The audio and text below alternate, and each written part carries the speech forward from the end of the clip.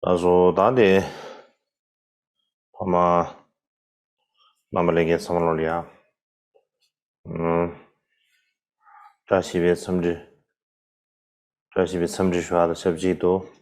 Well, Ane I'd like to begin by wishing you all my greetings. mango yashe chime da sonje nima nina chuchi ba tikede yore. Today is the 11th day of our Marangok summer teachings. Mados da sonje chebege kashoda kwa tede senado sonje ma chetano del dayo nusane anabaji When we look at how this teaching is going, I think that we'll probably basically only get through the first council. And so basically we won't have time to get to the second council. So we will continue as far as we get through the first council, and the teaching will finish with the end of the first council, whatever day that ever happens to be. It won't necessarily be on the 11th, as it's on the 9th, as is on the calendar, but we will have the puja for the Shakyamuni puja on the 11th. And the reason is that I still have quite a few more pieces that I need to do to prepare the puja on the 11th. And so because of that, it's difficult for me to work on the preparations for the teaching and also do the preparations for the puja at the same time. So it's difficult for me to concentrate on the one. So I'm spending most of my time now on the preparations for the teachings. And when I have a bit of free time, then I look to see how the text for the puja, preparing that. It's a bit difficult for me to do it. So we will not change the date for the puja, but for the teaching, we will continue until I've finished speaking about the first council. And when we're finished with that, that is the end of the teaching.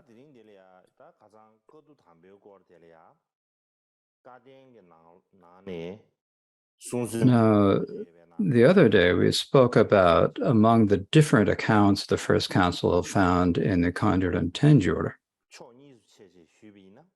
If we divide them into two groups, basically there is one way of describing it, then another way of describing it. And the first way of describing it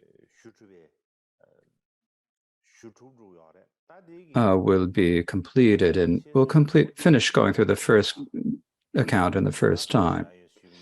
Now, what we need to talk about is the conclusion to the discussion of the first account is, as I mentioned the other day,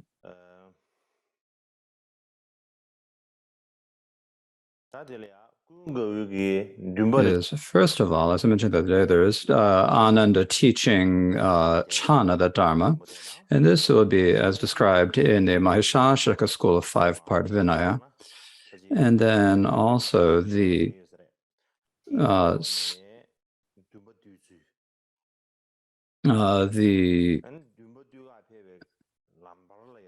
question, the discussion of how Chana was subdued and how along the way to do this, Ananda was offered Dharma robes by the ladies of King Udayana. And so the taming of Chana will be the completion of the account of the first account of the first council. Now here the Indian scholar S.R. Goyal says that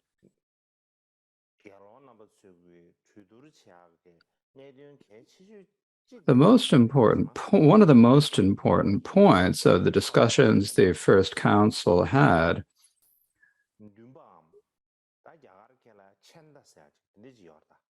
was it regards the charioteer of the Buddha, Channa. So he is the one, when the Buddha fled the palace to go forth from house to house, and the person who drove the chariot was Channa. Now, if we translate this into Tibetan, it's Dumpa, so it's Channa in Pali. He was actually a very rough person. He was not a very difficult person. he was always getting into made difficulties in the Sangha. He was always saying bad things to other members of the Sangha. And so the Buddha thought that after the Buddha passed into nirvana, they needed to publish him. And this is not just any old punishment, but this is the highest penalty, the Brahma punishment, called the Brahma Danda. And the Brahma Danda means the Brahma stick or the Brahma penalty.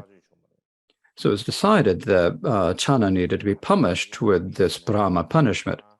And the reason for this is that he later had become a bhikshu, but he had a really difficult character. And he disparaged all the members of the Sakman, greater or lower, better or worse. And he was extremely proud and obstinate.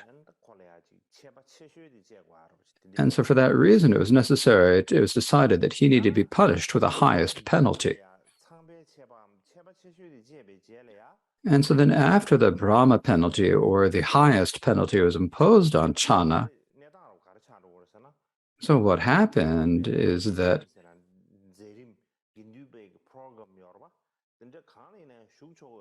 he was not allowed to participate in any of the Sangha's activities or any of the Sangha's programs. And so this very severe penalty was imposed upon Channa. And so he recognized his faults and he confessed with regret from his heart. In the end, he even achieved the level of Arhat. And so the Indian scholar S.R. Goyal says that this is actually one of the highest results of the First Council. And so when we look at this topic of Channa, according to the way it appears in the Tibetan translations of the Mulasarvastivada, it is mentioned in the Mulasarvastivada finer points of discipline. Now, what it says in the finer points of discipline is that when the Buddha was close to passing into nirvana, then Ananda said, well, Venerable Channa is really ill-tempered. He's badly behaved. He's very angry. No matter who he meets, he's abusive to any bhikshu that he meets. And so after the Buddha, Bhagavan has passed away, what should we do? We can't handle him ourselves. What should we do? And then the Buddha said to Ananda,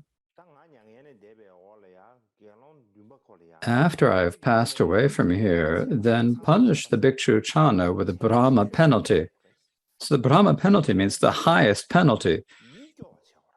And once he has been punished this way, he will feel world-weary. He'll think it wasn't right for me to be like that. And we have to make him feel sad. And after he feels sad and weary, then have him receive instruction from Katyayana. And so have the noble Katyayana give him instructions. This is what it says in the Tibetan translation. But now in the Chinese translation of the Mulasarvastivada, finer points of discipline, the words are the same, but it does not say that he should be given instruction by Katyayana. It says that he needs to be given the Brahma penalty and made to feel world weariness. And once he's been punished, it says, then he can be may be allowed to return to the Sangha community and live as before. But in the Mulasarvastivada Vinaya, it doesn't really explain clearly how Channa was actually punished. So next I would like to discuss about how this is described in the 5-part Vinaya of the Maheshasaka tradition and how it's described in the Kantaka from the Theravada tradition.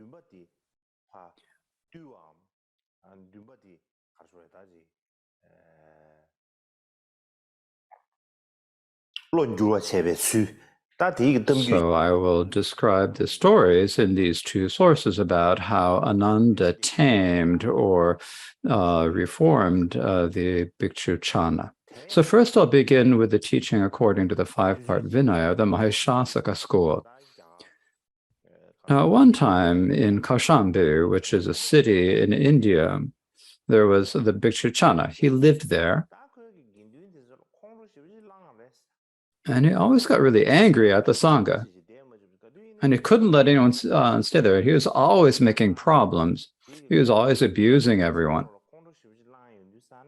And because he got so angry at the Sangha that the Sangha community was unable to really dwell in peace.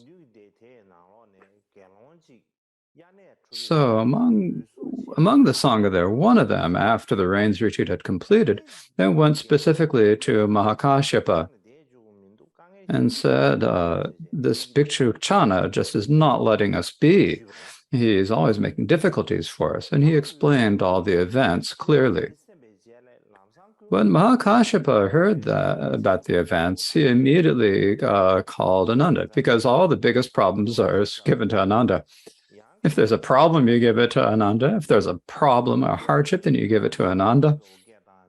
So Mahakashyapa called Ananda and said, now you have to go to Kaushambi. So go to Kaushambi. When you get there, then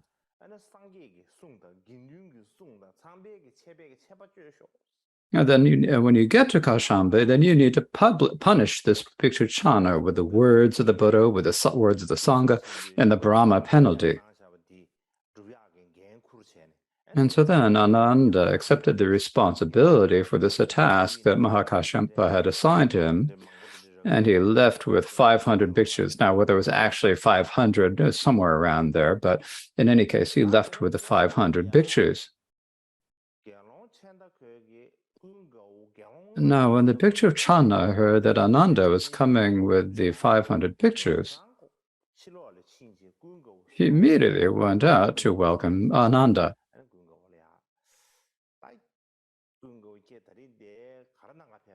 And he said to him, so Ananda, why have you come here today?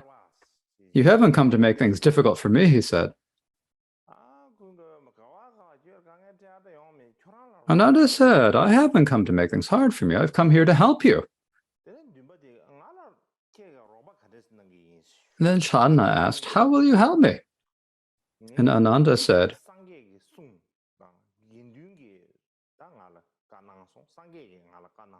the Buddha instructed me and the Sangha instructed me, so I am going to punish you with the Brahma penalty. Now, Chana had never heard about this Brahma penalty.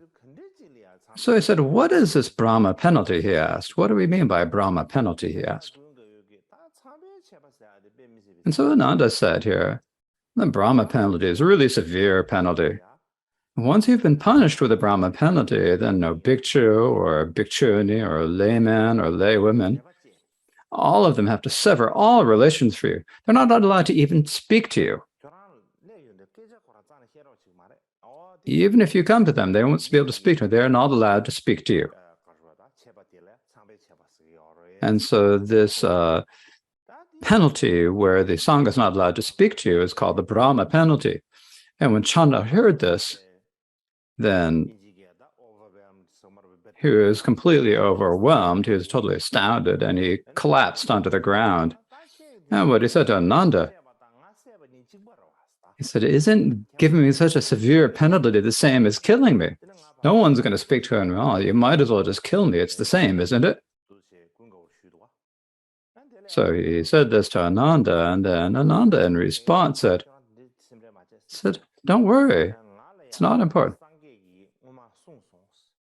And the Buddha told me in the past that you would achieve realization through me. So the Buddha made this prediction. So because that's so you get it, don't worry, you get up, and I shall teach the Dharma for you. Then Chanda got up, and Ananda taught him the Dharma. And so Ananda taught many wonderful, amazing Dharma teachings to Chanda. And Chanda, and he told Chanda what is virtue, what is non-virtue, what is right to do, what is not right to do, how he must free himself of obscurations and achieve the stainless eye of Dharma that is unclouded toward the Dharma. And when he taught this, then the Bhikshu Channa achieved the result of arhatship. So that is how it is described in the 5-part Vinaya. Now, according to the Kantaka from the Theravada tradition, the account of the events with Channa is a little bit more elaborate than in the 5-part Vinaya. It's a bit longer.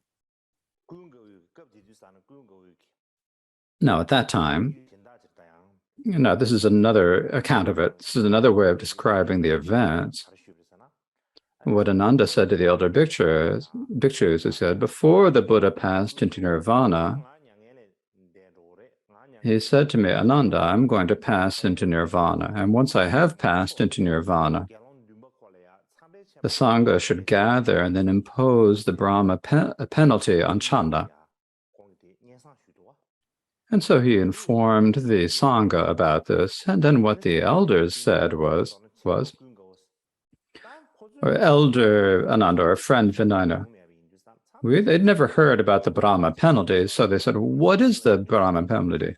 Did you ask the Buddha what the Brahma penalty is? And so this is what they said. And then Ananda said, I did ask the Buddha what the Brahma penalty is. And when I asked him, then the Buddha said, the Brahma penalty is that when Channa speaks to the bhikshus may not reply to Channa, they may not speak to him, they may not exhort him, they may not admonish him, they must not interact him at all. This is what is called the Brahma penalty. And so this is what Ananda said to the elders. And when he said this, then the elders replied by saying, well, if that's how it is, then you, friend Ananda, you should go and impose the Brahma penalty on Chanda. They were probably all afraid of it, because all the elders were afraid. It's like it's an incredibly severe punishment. They think, we can't do that, so you better go. The Buddha told you that you need to impose the Brahma penalty and how to do it. And so you need to go impose that Brahma penalty on him. And so what Ananda said is, so great venerable ones, please listen to me. How can I go impose the Brahma penalty on Channa? He's so ill-tempered, he's so obstinate, he's got such a rough character, and if I go to him and say, if I tell him that I'm giving him the highest penalty, then there's the danger that he'll beat me up. And the elders then said to that, friend Ananda, you're right, exactly. So maybe it's okay to send some bhikshus along with you, right? So that's what they said, and Ananda said, okay, well, that's okay, and he accepted. And then Ananda did as the elder bhikshus instructed, and he went with what we say, like a great song of 500 bhikshus. So he couldn't go alone. He had to take a group along, because Chanda was such a bad character that there's a danger that Chanda might beat him up. So they sent 500 bhikshus along with him to go. No, 500. They're always saying 500 bhikshus. When you read the Vinaya texts, there are only two. There are only two counts. There's 500, and then there are 120. So if there's 120 is if there's a bhikshu who lived a long time, it's 120. And if there are a number of bhikshus, then there are 500 of them. They're going there, then there are 500. And so and when you talk about the sangha of, you say that whenever you talk about a sangha, there's a great sangha of 500 bhikshus over there, then there's 500 instructors and benefit. I think that maybe in India there weren't any other numbers than 500 and 120. I think that these are actually representative. They're not like, I don't think that it's saying that they're exactly 500 people, not one more or less. I think it's saying it represents that there's just a large number. In any case, Ananda, the 500 bhikshus, then got in a boat and they went to Kaushambi. And then they disembarked at a place, and there's this king Udayana. Now there are some stories about Udayana in the Vinaya, and so Udayana had a park, and so they went there, and Ananda sat down under a tree near that place. Now at that time, the king Udayana had some ladies or servant ladies who had gone with him to the park. And this was at the same time as Ananda had arrived at the park. And so these servant ladies said that we've heard that our teacher Ananda is now here in this park, and he's sitting beneath a tree near this park. And so they all went to King Udayana, and they said, "Great king, our teacher Ananda is sitting beneath a tree near the park. We've heard that he's sitting there, so we'd really like to go see Venerable Ananda. May we go?" So they asked for permission to go. And the king said, "That's fine. You may go see the mendicant Ananda." And then all the king's servant ladies went to where Ananda was. And first they prostrated to Ananda. And then they sat to one side of Ananda. And then Ananda taught them the Dharma. He taught them Dharma. He gave them advice. He encouraged them. He inspired them. And he made them happy. And they were all delighted. And they were so delighted. Because they were so delighted, they all got together and gave Ananda 500 pieces of cloth. And so this is the material that he'd use to make the Dharma robes. So they gave him the material for 500 robes. So they must have been kind of well off, because they must have had a certain amount of, I'm not sure how they did. In other words, they got together and they got together 500. And here's into 500. So even when you're offering robes, it's 500 of them. So they gave him 500 robes. Probably they gave him 500 because there are 500 pictures of them.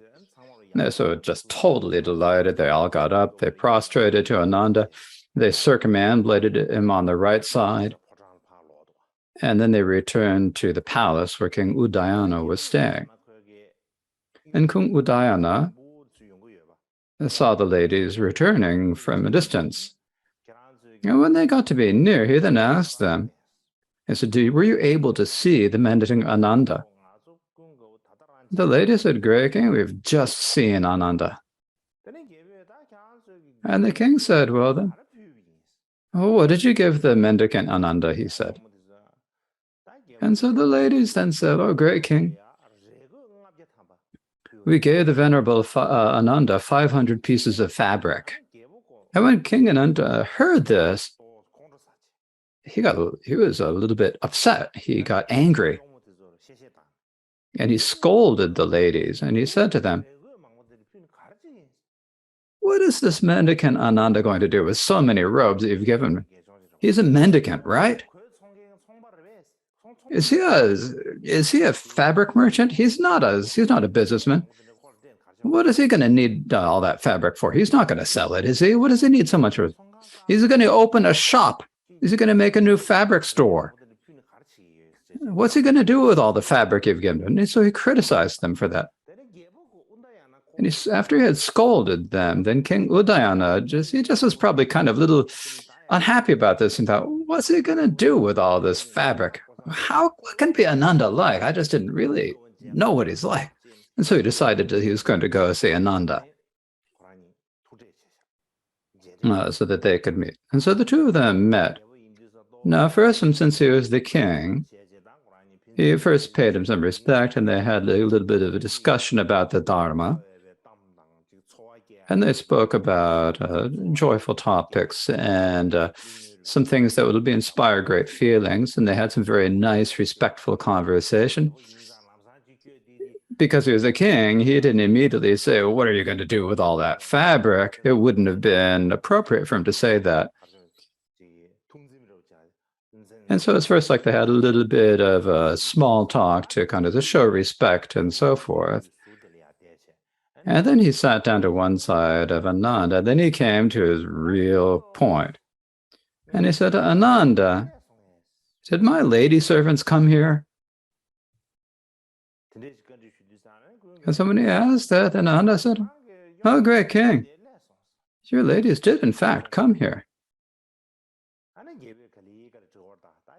And the king had to go slowly. So the king said, "Ananda, did the ladies give you anything? Were there any gifts they gave you?" And Ananda said, "Yeah, they did give me something. They gave me 500 pieces of fabric," he said. And the king immediately said, "Oh, Venerable Ananda, what are you going to do with so much fabric? Why did you take so much fabric?"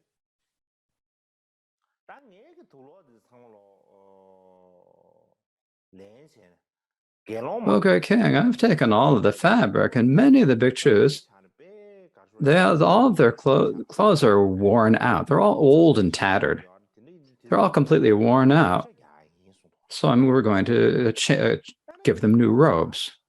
And the king thought to them, now he was, from one aspect, he was like maybe very stingy, but he was a very difficult person. And so the king continued to ask, so if they're going to do that, then what are they going to do with their old robes?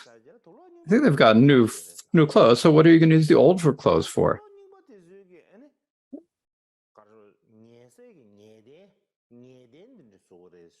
And then they said, "Oh, great king, we'll make those old robes into quilts for their beds."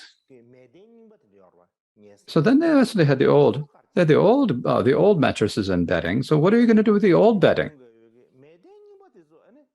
And the old quilts will be made into covers for the new quilts.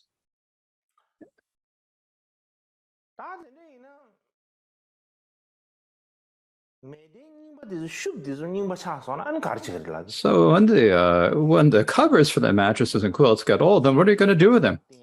I said, well, we're going to make them into carpets to spread out on the ground. So when the carpets get cold, what are you going to do? Oh, when the carpets get old, we'll use them for towels for the feet, to wash their feet. And then when the foot towels get old, what are you going to do? Oh, when they're going to get old, then we'll use them as dust rags. We'll use them for cleaning and dust rags. And so when those dust rags get old, then what are you going to do? And so we're going to cut all the fabric into small pieces. We're going to mix them with mud. I'm going to use them to make floors and we're going to use them to make a sort of a plaster on the outside on the flooring or on the outside of earthen bunks and so forth. And then the king Udayana saying like one question after the other, and at the end, what do you find at the end? He says, "Oh, these sons of the Shakus, these Shakyan mendicants, really use things well. They don't just throw them away anywhere. They don't use them willy-nilly. They use them for what they're supposed to be used for." And so in thinking about this, then the king himself was also really inspired. And so he also Ananda gave 500 more pieces of fabric. So before they'd been given 500 pieces of fabric. And so now they're getting another 500 pieces of fabric. And so this is the story of how Ananda received 1,000 robes at one time, or the fabric for 1,000 stories. So this is that story. Now, the reason for explaining this story about the ladies offering the robes is that right now we're in a time when we need to preserve the environment. And so now we have many things that we need to use. We have, when you think of, there are many different things that we use in our lives to lead our lifestyles. And so actually, do we really need so many things in our lifestyle? And then, we don't actually really need them. We don't really need them. We can do without them. But because of advertising, when you see all the inputs and think, I need this, I need that, and then we end up with a lot of different things. And so we get a lot of things, or surround ourselves with many different things. We don't usually know this, but sometimes when you have to move from one room to another, and when you move to a new place, then you realize, how did I get so many things? And you're overwhelmed yourselves. And it's like it's going to make you insane when you have so many things. It gives you a big headache.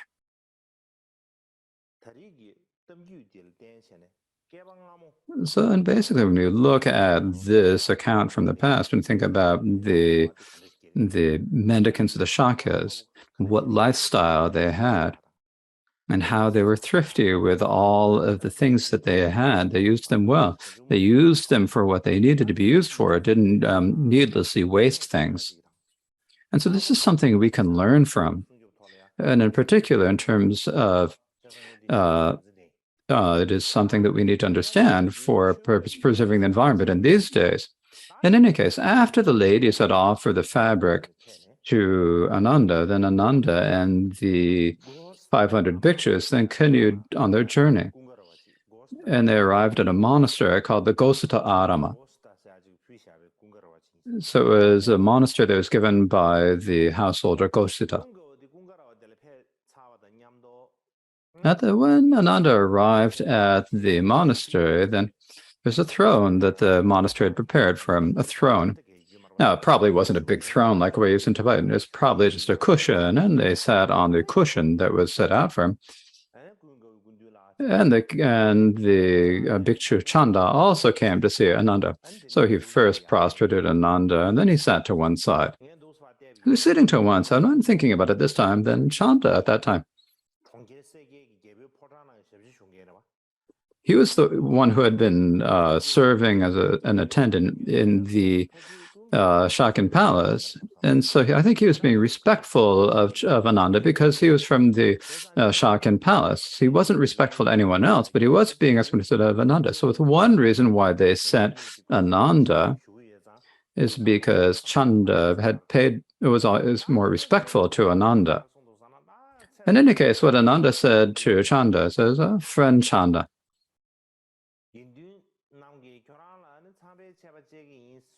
the Sangha says that it will impose the Brahma penalty on you. Then Chanda said Ananda, so what is this Brahma penalty? Now, no one had ever heard of the Brahma penalty before. He was such a badly behaved monk. And so when he said that he had to have the Brahma penalty, he had no idea what the Brahma penalty meant. And so then Ananda said, friend Chanda, the Brahma penalty means that when you wish to speak to the bhikshus aren't allowed to speak to you. They're not allowed to advise you. They're not allowed to counsel you or giving you a direction. They're not allowed to say anything to you at all. When the Bhikshu Chanda heard these words, he immediately said, then Venerable, if the bhikshus will not speak to me or counsel me or give me direction, then isn't that the same as killing me? And he was like really sad, and he ended up writhing on the ground. And he was like he was unable to get up. So in brief, after Ananda imposed the Brahma penalty on him, then Chanda had many difficulties because no one would pay any attention to him. Now, it wasn't just the bhikshus and bhikshunis, it was not even the lay people and the laymen. When they said that he'd had the Brahma penalty imposed on them, then all the followers of the Buddha would pay no attention to him. They ignored him. And because of this, he had many difficulties in his mind. He had a lot of difficulties, and gradually he also began to gain a sense of conscience and a sense of priority. So he had some conscience, a bit of feeling of propriety, and he felt some regret. And so in the past, he'd been really careless, and so he went well beyond his carelessness. And he began to, with great inspiration, zeal, he roused diligence by himself. And before long, Venerable Chanda reached the culmination of the chaste conduct, and he achieved the result in that very life. He achieved the state of arhatship. Now, as always says a lot, he can exhausted virtue, he can practice chaste conduct and finish the task, and then he clearly know and liberated his mind and so forth. But in brief, he achieved the state of arhatship. Now, when Chanda had realized arhatship, then he went to go see Ananda. And he asked Ananda. And what he said to him was, "Oh, now I've achieved the state of Ananda, so it is okay to release me from this Brahma penalty," he said. Because when you're in the Brahma penalty, then everyone ignores you, right? No one's going to acknowledge him. And so he had such difficulties. And so now I've achieved arhatship, so is it okay not to give me the Brahma penalty? Ananda said, "Friend Chanda, you've achieved the state of arhatship. So the Brahma penalty has been, you've been released from that already. And now you can continue to live with the bhikshus and continue as before." So this is another story.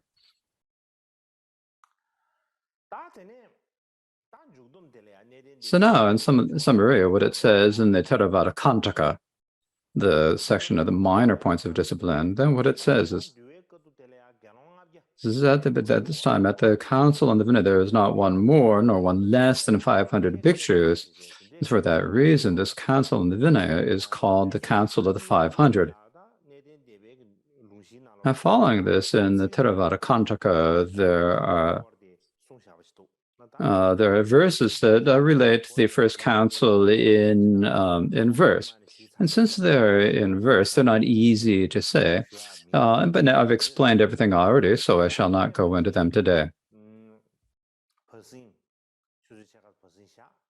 And so now we will take a half-hour break, and then we will continue with the teaching.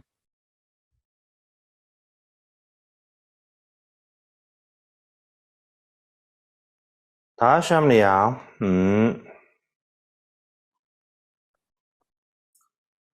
아주 그도 담비고 거기 거리야 가된 수업지 나올이야 Now, among the different accounts that are given in the Buddhist canon of the First Council, I've discussed the first account, and so I'll begin now with the second.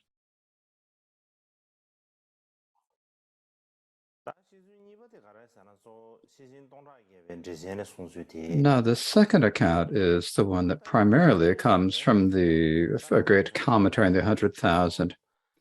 Now, what I've been discussing up to now over the past few days is the first account of the first council. So that is the first account of the first relation to the events. Now, when I say that there are two different accounts,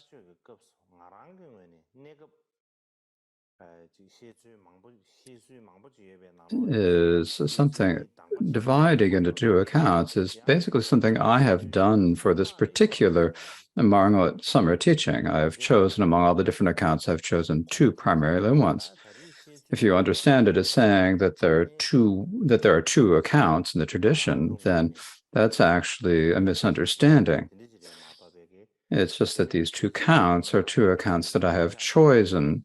It's not, if you say, is there in the past, but there's some sort of presentation of there being two accounts, that is not the case. Now, the first account that I have given primarily relies on the Vinaya literature. It discusses taking the different accounts, the first council as it's found in this Vinaya literature of the different schools. For example, it's taken the Dharmagupta account that's found in the four-part Vinaya of the Dharmagupta school as the basis, and then supplementing it with the five-part Vinaya of the Maheshashaka school, and then also the Kantaka from the Theravada school and the Vinayas of the other schools. So those are all supplements.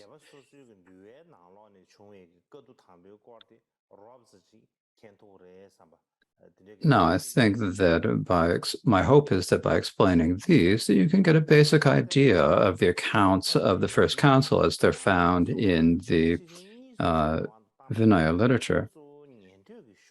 Now, when we think about this in terms of the two vehicles, the Mahayana and the foundation vehicle, then I can say this is primarily from the foundation vehicle, the account of the Shravakas in the Vinaya literature.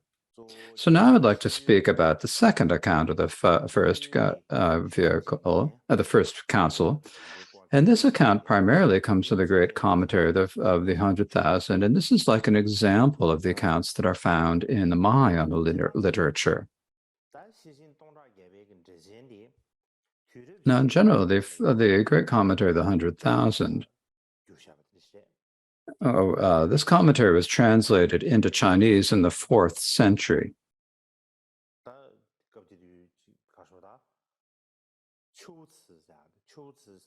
This was translated by a translator named Chuozi. And so he was from the area of present-day Xinjiang. So in the previous, it was called, it was a one of the great Western kingdoms of China. And so the name of this place was called Chuozi. And so this is translated by the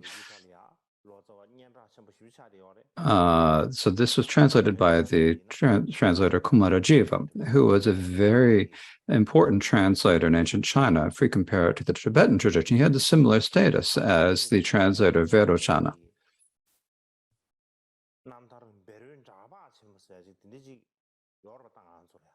We have the life story of Vairocana, and many of the stories in that are very similar to the stories of Kumarajivaka.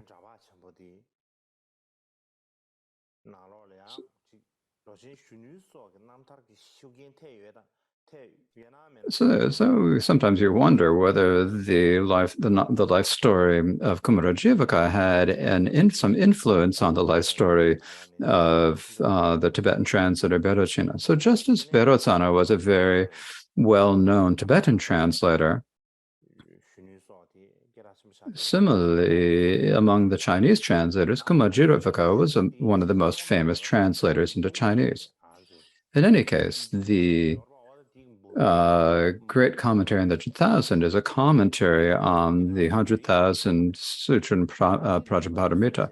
Now, we don't have this in Tibetan.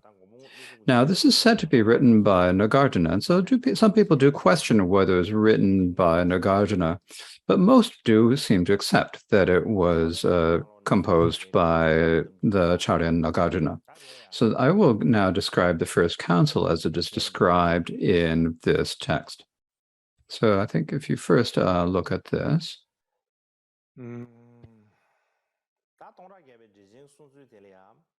Now, the way it is described in the commentary of the 100,000, if you divide it into sections, today I would like to speak about is the parinirvana of the Buddha.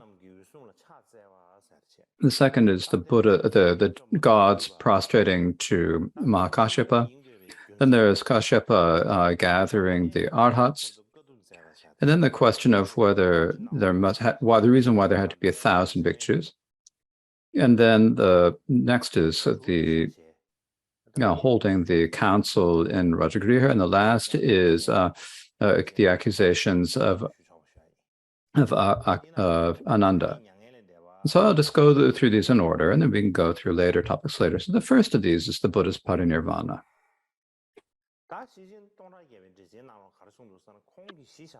Now, what it says in the great commentary of the 100,000, he writes that he is taking the account from the Sutra of reciting the Dharma, the Dharma Samgiti Sutra, as the basis for his account of the first council.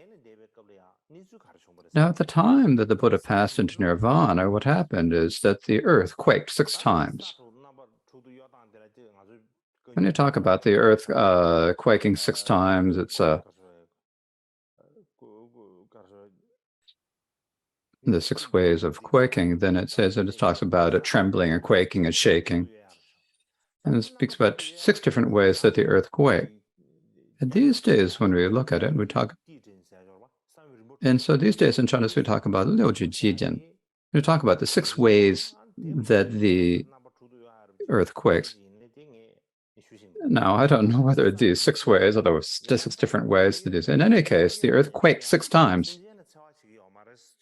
But these earthquakes did not cause any harm to sentient beings. The earth did quake, but it did not harm any sentient beings. There's also the story of the earth quaking when the Buddha achieved Buddhahood. In any case, the earth quaked 6 times. Now the rivers normally they flowed down. Now they flowed back upstream. They flowed uphill. And then there was a great wind that blew. Now at that time, these are signs or omens. There's this great wind that blew. And there are dark clouds that gathered from all 4 directions, and there was lightning flashing from the clouds and thunder rumbling. And there's a really strong, suddenly a strong hailstorm. And likewise, there are meteors falling from the sky. And so these meteors fell in all directions. Likewise, all the lions and other animals roared. And so they roared and howled from all directions. And the gods and humans are also really in deep grief and lamented, and they all wailed and lament. And what all the gods and humans said was, in the blink of an eye, the Buddha passed away into nirvana. He passed away very quickly. The eye of the world has been blended, and so has been blinded. And so they wailed in grief and lamented. And at that time, all the plants and medicinal herbs and flowers and all of the petals, in an instant, they all cracked. They all cracked. And the great mountains of the world all crumbled. And waves had many laps. Now, they're not such huge waves, but they don't always have great waves. But at that time, there were continuous great waves. The earth quaked, the mountains cracked, the plants all cracked, and all of the smoke clouds gathered from the 4 directions. So it's like a situation where there's many terrible and frightening signs. Likewise, all of this lakes and springs and rivers and all the waters were all seethed, and even though the water is normally clear, they all became unclean and filthy. Normally, you don't see so many meteors. In the nighttime, you don't see them, but they saw they saw meteors falling even during the middle of the day. In brief, all the gods and humans were overwhelmed with grief. Now, the situation that happened among people who had practicing, those who were traveling on the path, were stricken with great suffering and pain, and they were unable to speak. They didn't know what to say or how to speak. Those who had achieved no more learning, those who had achieved arhat, thought to themselves, all phenomena are impermanent, and the Buddha also must pass into nirvana. And so they were resting on that meaning. In any case, the gods and humans and yakshas, rakshasas, gandharvas, garudas, maharajas, and nagas all felt great suffering and sorrow. Now, at that time, there were many arhats who had been freed from birth and death, and what they thought to themselves, and there's a verse here, and what it says, now I can't translate it exactly, but the meaning of it is, if we translate it roughly, we have crossed the rivers that are difficult for ordinary beings to desire, so it is hard to cover. We are freed from birth, aging, sickness, and death. But we still have the 5 aggregates. And because they still had the aggregates, they saw this battery of the aggregates. It's like being stuck in a cage with 4 different poisonous snakes. And if you're caught in a cage with poisonous snakes, it's a very uncomfortable and frightening situation. And similarly, they saw this aggregate, as long as they have this body with the 5 aggregates. And so today I will pass into nirvana without remainder. So that means that all the great arhats lived in mountain retreats, those who lived in forests, those who lived on riverbanks, on lake shores, or in valleys, all of these arhats did as they all wished. They let go of this lifetime and they passed into nirvana. And basically saying they all passed away. So at the same time as the Buddha passed away, all the arhats many arhats also passed away. Now, among them, some of the arhats flew up into the sky. Some of them just passed away right there. Some of them levitated into the sky and then flew like swans, and they went up under the clouds and they displayed many miracles. By showing displaying all these miracles, then they inspired faith in many sentient beings and inspired belief in many sentient beings. So after they displayed all of these miracles, then they passed away, they passed into nirvana.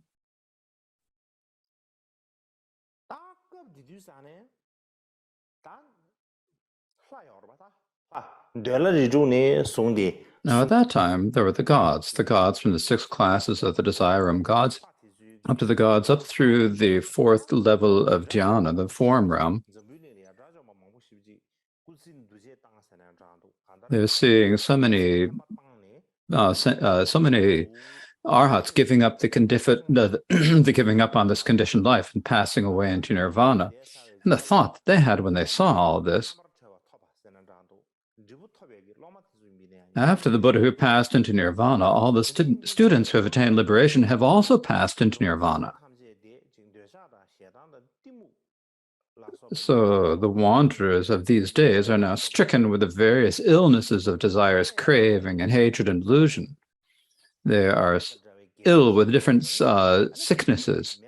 And the spiritual masters and elders who are like their physicians are all gradually passing away. And so in the future, there will be there would be as if there are no more physicians who can cure them. Now, here we're not talking about ordinary physicians. We're talking about the physicians who can cure beings of the illnesses of greed, hatred, and delusion. So there will be no more such physicians. And it'll be like all of the students who are like lotuses growing from the ocean of boundless prajna have wilted and decayed. And even this tree of Dharma is decaying and falling apart. And the clouds of Dharma are dissipating. And the great elephants of prajna are also passing away. And all of the elephant calves, that is, the Buddha students, when the Buddha passed away, then the elephant calves are also passing, and they're also disappearing. And they're saying it's no good. After the Buddha has passed away, then all the arhats are also passing away. And like this, the world is going to be bereft, devoid of prajna.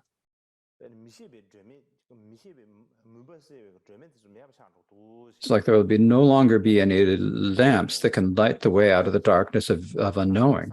And so they also had such thoughts. So this is what they thought about what they said at the time of the Buddha, at the time of the Buddha's parinirvana. Now, the second section is the gods prostrating to Kashyapa. Now, all the gods from the 6 realms of desire up to the form realm.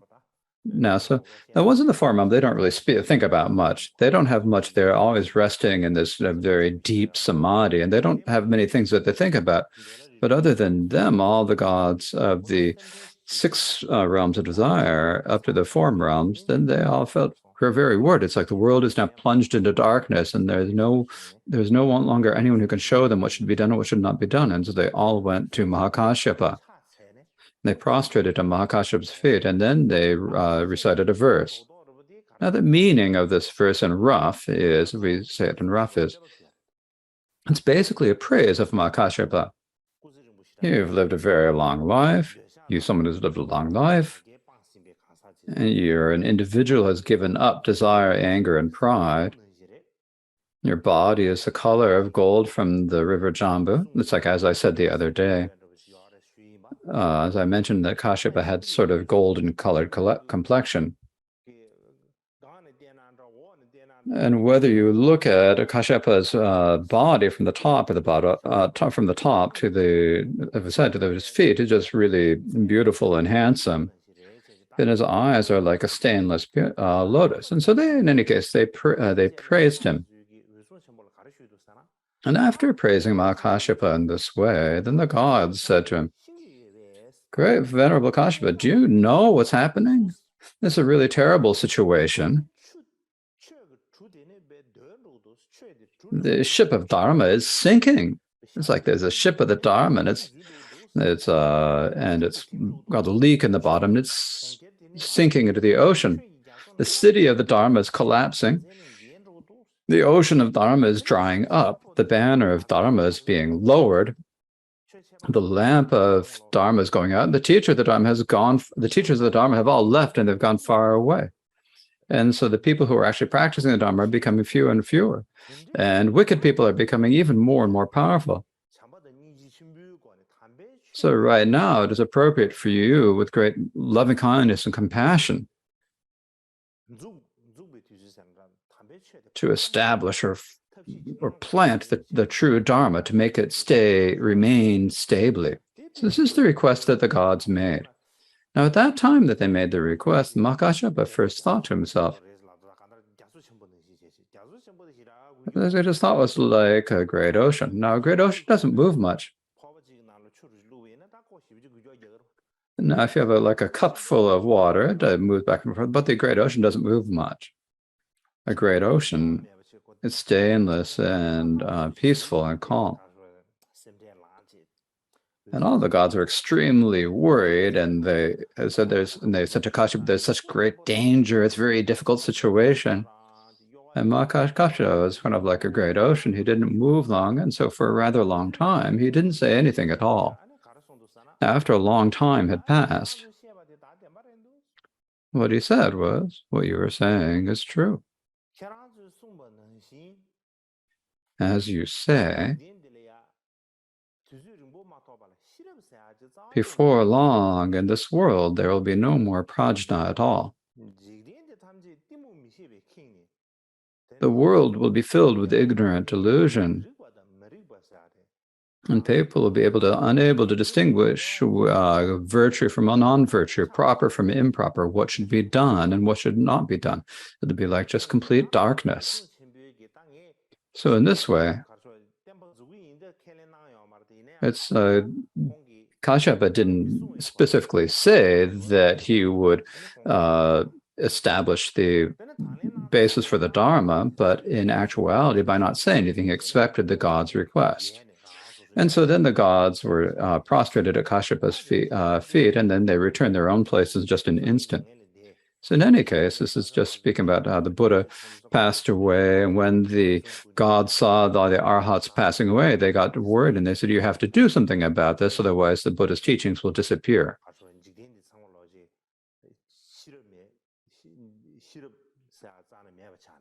And there won't be any prajna or wisdom left in this world, and will be left in gloom and darkness. And Kashyapa said that he would do something about it. So that was the second point.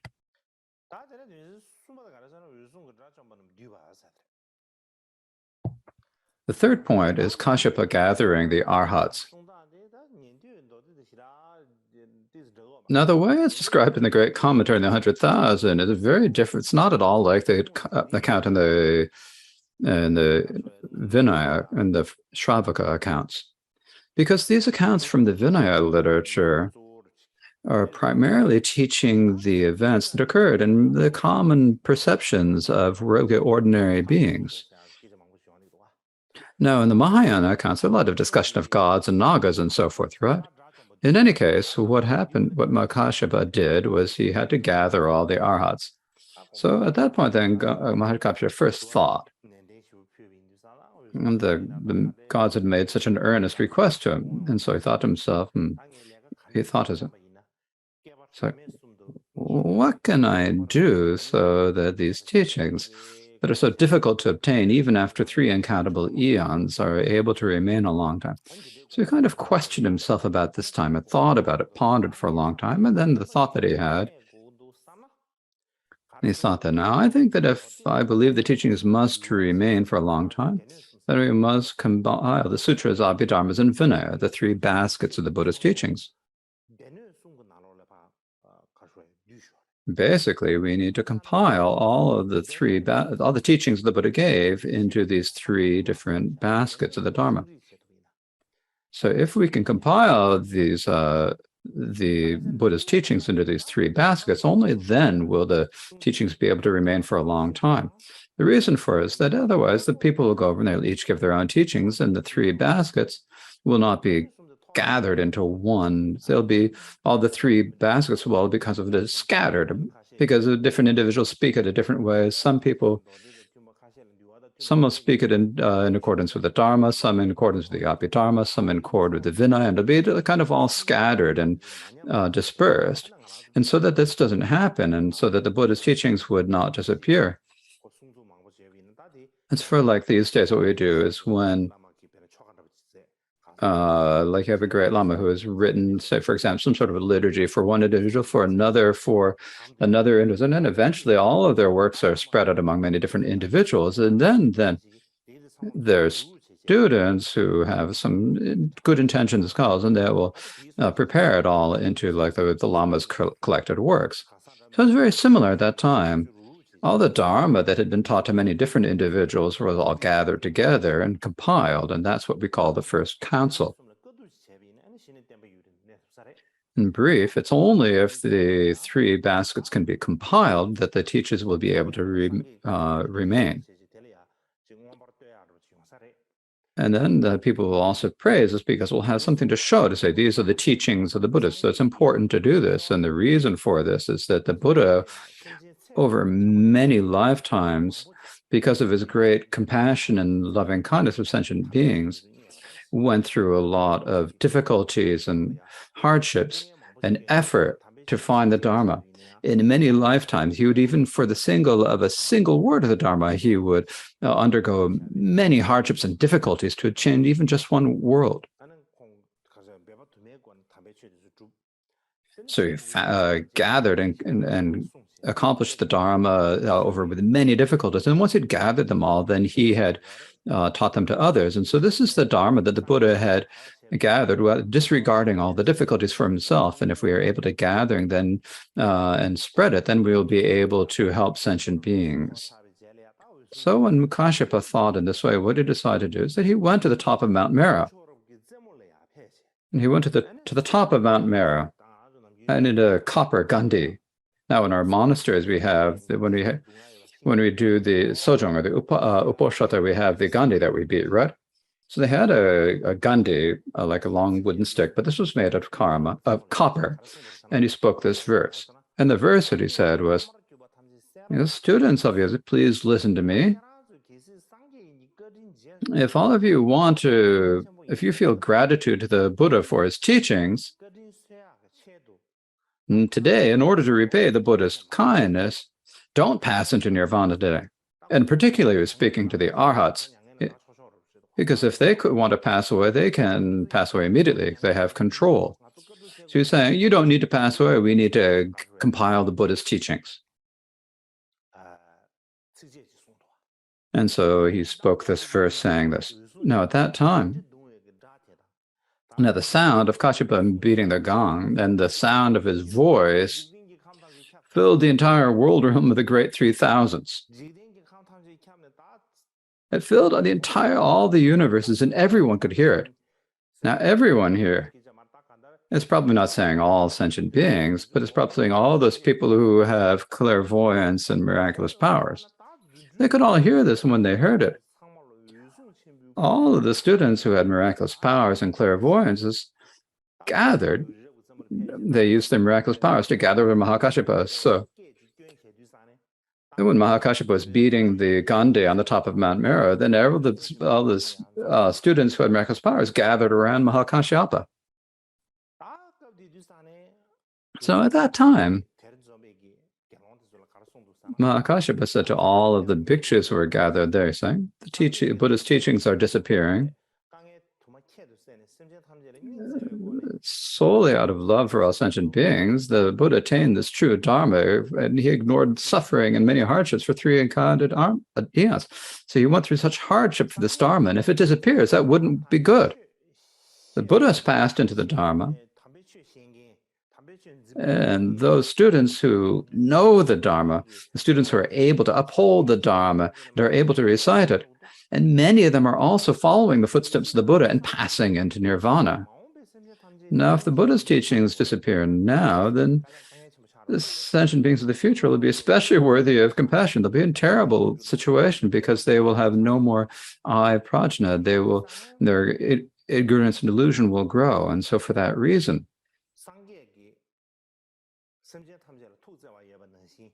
just as the Buddha had such great love for all sentient beings, we also need to use the Dharma well. And we need to uphold the lineage of the Dharma and use it well. So we need to first compile the 3 baskets of the Dharma. And then once we've done that, then each of you pass away to nirvana. But before that, you may not pass into nirvana. Now, at this point,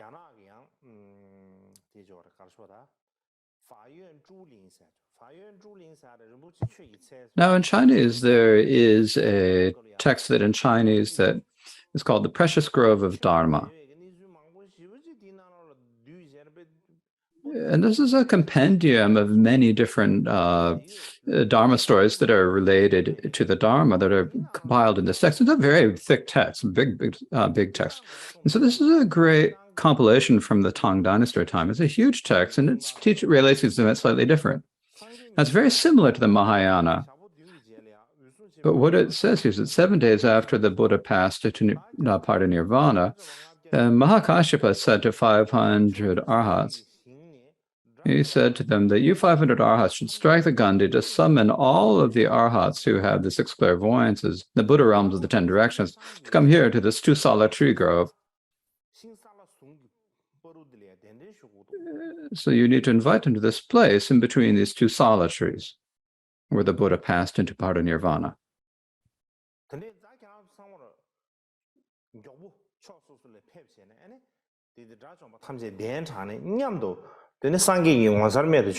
So you all need to go off in your own individual directions and gather all the arhats and tell them to come back here, and we will hold a council to compile the Buddha's teachings. Now, as soon as Mahakashyapa said this, then in the time that it takes us to stretch out your arm, for example, if you reach out your arm, it doesn't take long. It doesn't take a long time to stretch out your arm, right? So in the time that it takes to stretch out one arm, the 500 arhats went to as many realms in the 10 universes, directions, and the number of arhats they took back, it was 800,000,008,000 arhats that they brought back with them. And they all came back to the Sahaloka Dharma to listen to the Dharma. Now, in our ordinary perception, you'd think that if you could say that 500 arhats, there are 500 arhats who were gathered there, but in the particular perceptions, you say that there were 808,000 arhats who gathered from all the universes in the 10 directions. So they all gathered there. This is a different dimension. So we could say this is a different dimension, right?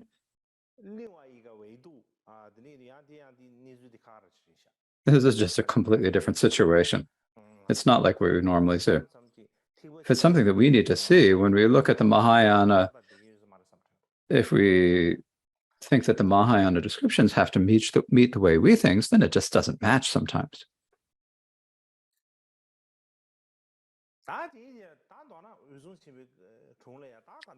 So basically,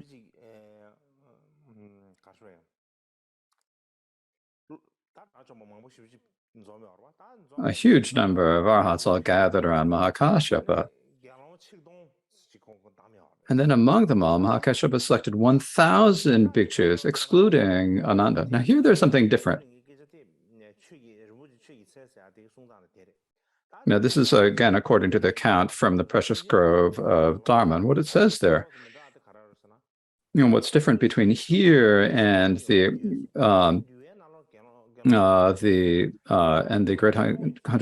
Great Commentary on the 100,000, it says that they say that there should be 1,000. The accounts from the Vinaya say that there are 500, but this says that there are thousands. These 1,000 bhikshus are sort of excluding Ananda. So they kicked Ananda out, and the rest of them were all arhats who possessed the 6 clairvoyances and rested into liberation. So there are many different things. They're unobstructed in liberation. They'd gained the 3 knowledges. They'd mastered the jhana. And we don't need to mention all of those different qualities. In any case, they were all arhats. They all had the 6 clairvoyances, and they all knew the 3 baskets of scriptures. And so these are like the best of the best arhats.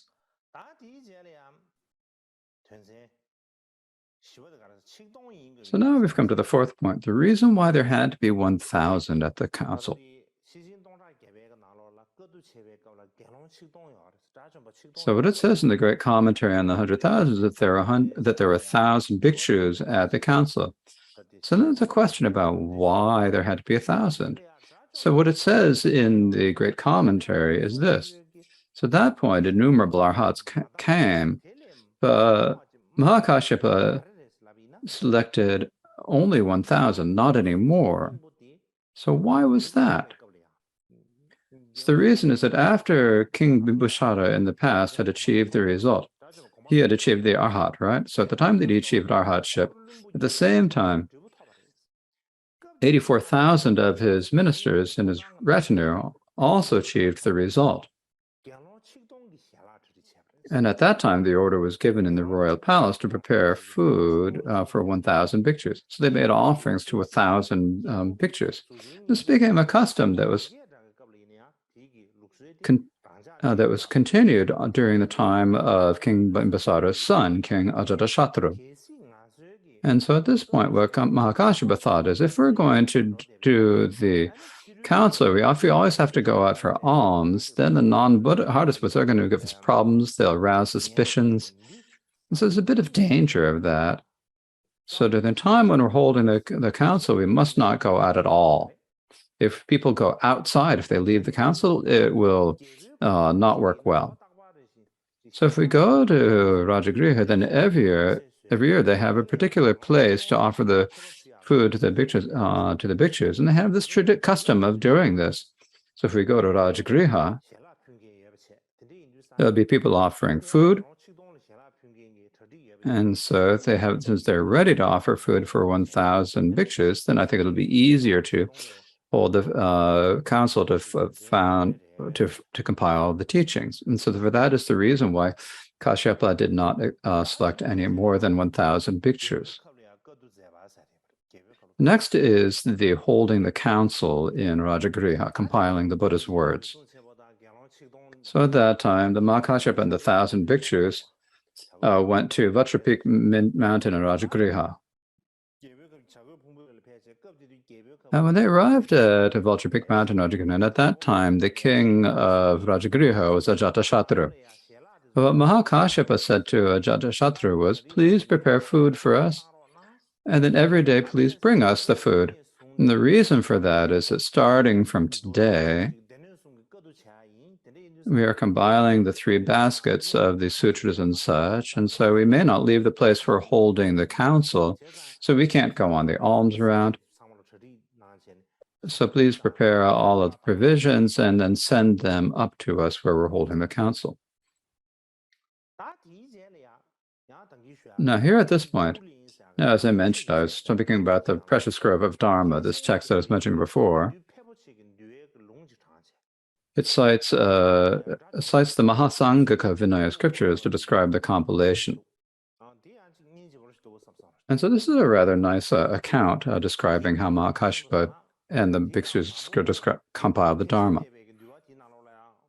Now, what it says in the Mahasangika Vinaya is that when Mahakashyapa came to Rajagriha with 1,000 bhikshus, but when they actually went into the council, only 500 participated, but when they first arrived, there were 1,000 bhikshus with them.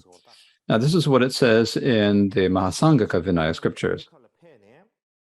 They arrived in Rajagriha with 1,000 bhikshus, and they prepared the lodgings.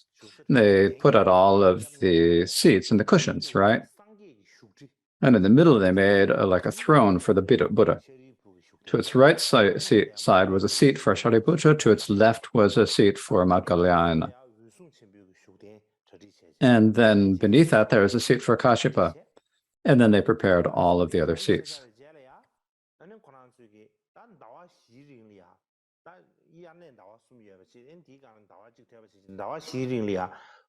And so then they prepared all the provisions that they did for 4 months, the 3 months of the rains retreat, and plus an additional month. So they So they got all the positions for the 4 months together because there wouldn't be any contact with anyone. There wouldn't be anything else, no contact with anyone else from the outside for the 4 months. And so they had to prepare everything ahead of time. So they gathered all of the bhikshus. And when all the bhikshus had gathered, most of them there are basically all arhats. Some had heard the Vinaya once from the Buddha, and some had heard it not from the Buddha, but they'd heard the Buddha once from a disciple of the Buddha. There are some who had heard it twice from the Buddha, and there are some who hadn't heard it twice from the Buddha, but they did hear it twice from the Buddha's disciples.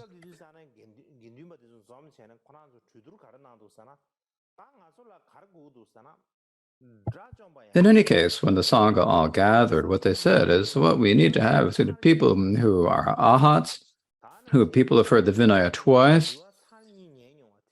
They're through the 6 clairvoyances, and they have to have heard the Vinaya twice from the Buddha or from one of his disciples. And so this is what the discussion that they had.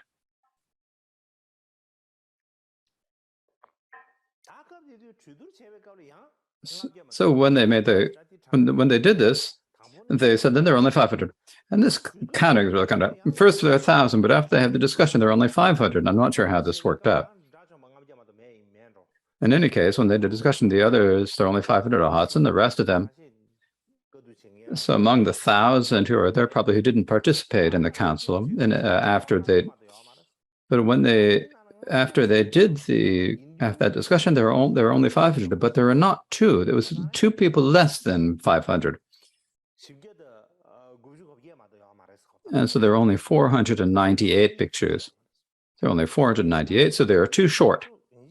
So they decided, and they said, we absolutely have to have 500 bhikshus. We're short by 2. This is what they said. So then there is the elder Anaruddha, so they said Anaruddha was going to come, and he joined them. And so then they had 499. So they're short by 1. Well, they're still short by 1. And they decided what are we going to do? Who's going to be that 1? We're short by 1. What should we do?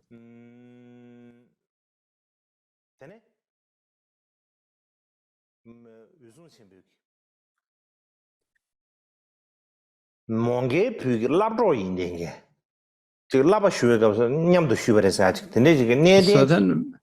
then there at that time there was an elder named Lipoti.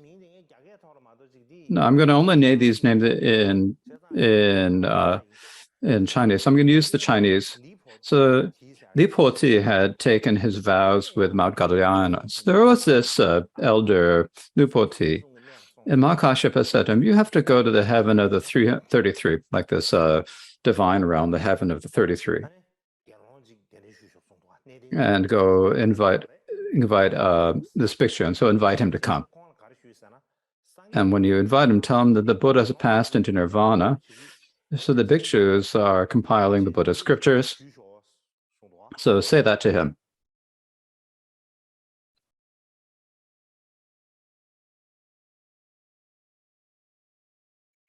And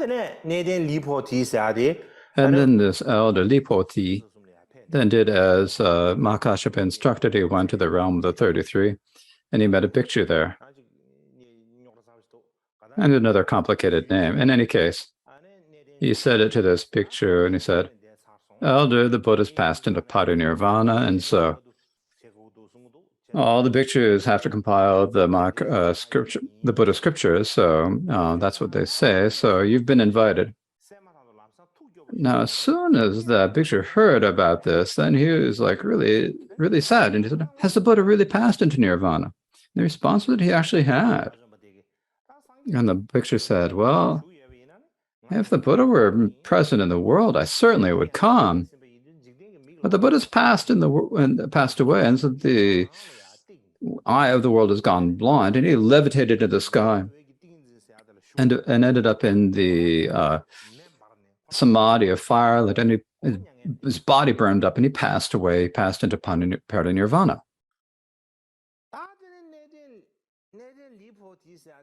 So then Elder Lipoti saw these events occur, Then he returned to Makashapa in the event at Sangha were.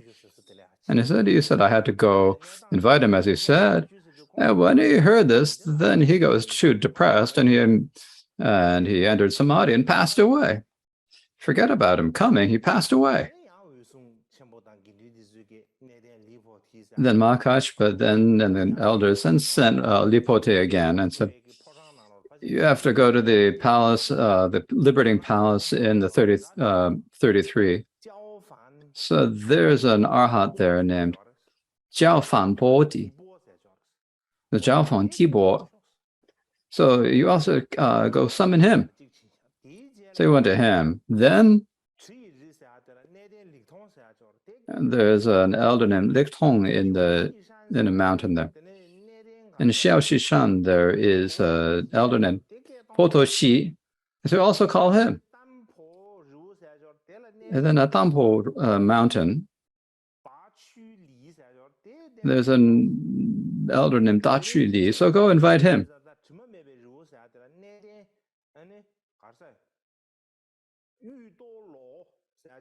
Then there's a medicine Uto Law, and so go invite him too. And then the Kwanshan, the light mountain light, and then there's the student of Mahatgamya, Upatisha. And then, so invite him. Then on Mount Ho Mountain, there's a student of Shariputra Saulo. So invite him. And then there's then on Molu Mountain, there is a venerable Lodu. So go to this. And so they sent him off to invite them. They were all arhats. So they had a hard time for Lipote. He must have had miraculous powers. Otherwise, there's no way he could go and see them. He went to each of them, and he said, we're holding, the Sangha has told me to do this, so I'm inviting you to come to the compilation. And when they all heard that the Buddha passed away, they immediately all passed into nirvana themselves. Oh, if the Buddha were there, I'd come, but if the Buddha's there, I'm not going to go. And they immediately passed into nirvana. And the very, very end, he went to the palace of the great king Vaishravana. He's one of the 4 great kings, right? So they went to the palace of the great king Vaishravana, and he went there to invite this arhat named Shomido. So they went to invite him in. And then Lipoti said to him, Elder, the Buddha's passed into nirvana. The bhikshus would like to compile his words, so I've come to invite you to participate. And when they said that, the arhat was really sad and asked, did the Buddha really pass into nirvana? And he said, yes, he really passed into nirvana. And then the arhat said, now, if the Buddha were still present in the world, I certainly would come. But the Buddha has passed into nirvana and the world has gone blind. And the moment he said this, he also miraculously levitated into the sky. He entered the samadhi of firelight, and he also, his body caught into fire, and he passed into nirvana. And then the elder Lipote, then he came back to where Kashyapa and all those pictures were. And he told them everything, and he said, I've done what I can, I've done so much. I've gone everywhere you told me to go. And when I tell them what's happening, when this moment they hear what happened, then they immediately pass away. So they all just burn up in flames. So then Mahakashyapa said, it's better to put an end to that. We're not going to invite any more bhikshus. We're not going to call any more arhats because everyone we invite is passing into nirvana. If we continue to invite all these arhats, there's not going to be a single one left. And if there are no arhats left in the world, then in this world, there'll be no more field of merit in this world. So we better stop inviting them. Actually, so actually, it's not necessarily to do that, because in that case, there's actually one there. Basically, there's Ananda, because no one had been there. They're inviting all the arhats. So they're looking for going to the heavens. They're going to the God realms. They're flying there and there, and inviting the invited, and then they won't come. Not only will they not come, they'll also then burn up in flames, and then actually there's no need to invite all the arhats because Ananda's right there. there was like the Dharma, the treasure of the Buddha's Dharma was right there. And so then one bhikshu spoke up and he said, "Oh, elders, Venerable Ananda's right here, isn't he? He was the Buddha's attendant, and he actually heard the Dharma directly from the Buddha. Yet in the past, the Buddha said that Ananda was the foremost in three qualities, so we should need to invite him. It'd be fine to invite him, right?" Well, we were going back and forth and inviting people. We were unable to get anyone to come. In addition, not only weren't able to invite, they're all passing to nirvana. It's a really bad situation. So Ananda's right here. We might as well invite him. When the bhikshu said this, then Mahakashyapa immediately said, "That's not okay. It's not right to invite, to summon Ananda. He's still on the path. We're on the path of no more learning. We're all arhats. He's still studying on the path of learning. And if we include him on the ranks of those who have no more learning, it'd be the same as seating a jackal among lions." Like a jackal, right? It's kind of looks a bit like a dog. It's kind of a little bit like a fox, but it's basically a jack. But it makes but it howls like a wolf. And so is it okay to seat a jackal among lions? And they said, "No, it's okay. We can't have it. We can't include Ananda among ourselves." So Mahakashyapa wouldn't accept that. And then in addition, he said that Ananda was like a jackal. He compared him to a jackal. And then after this, there is the accusations against Ananda.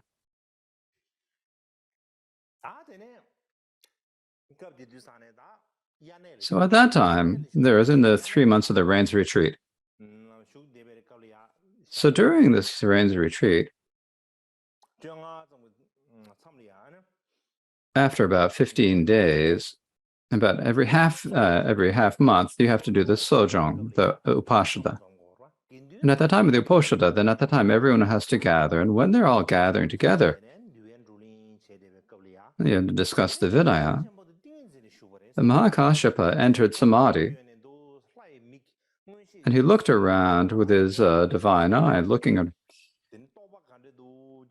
He's looking around to see what level of realization everyone who was there had. And he saw that only Ananda had not abandoned the afflictions. Everyone else had. And he's thinking, it's not okay for Ananda to stay here. And so you need to be expelled from here. He can't stay here, he thought.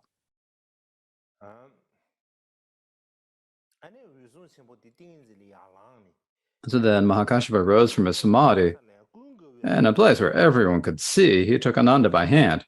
He grabbed Ananda's arm, and he said, "All of the bhikshus here are free of stains. They're all arhats.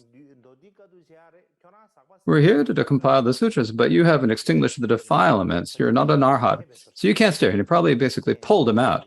He pulled him by his arm and kicked him out.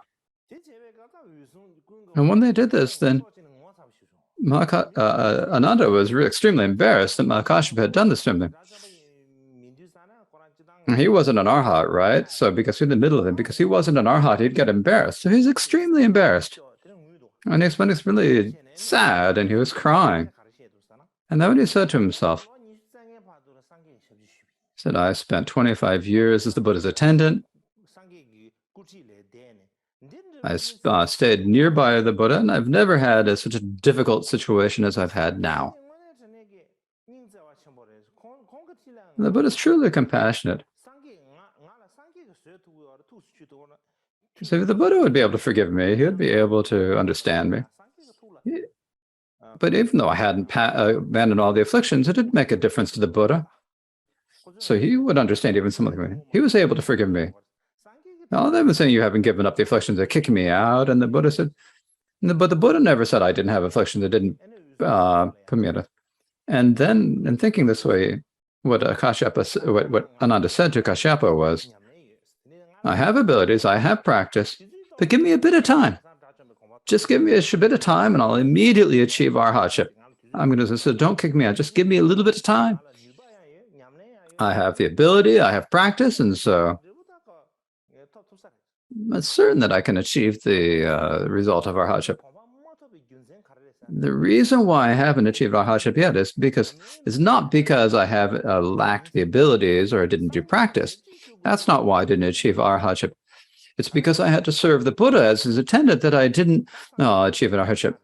Because after I had achieved arhatship, then according to the foundation of the Shravaka tradition, he would have been the same. See, arhats are all the same. They have the same level of attainment. And so once that happened, then the Buddha couldn't put him to work. He couldn't make him do things. He couldn't order him about the way it was, because he'd already achieved arhatship, right? And so for that reason, I intentionally did not free myself from the bonds and did not achieve arhatship. So because in order that I could serve the Buddha, that I intentionally didn't achieve arhatship.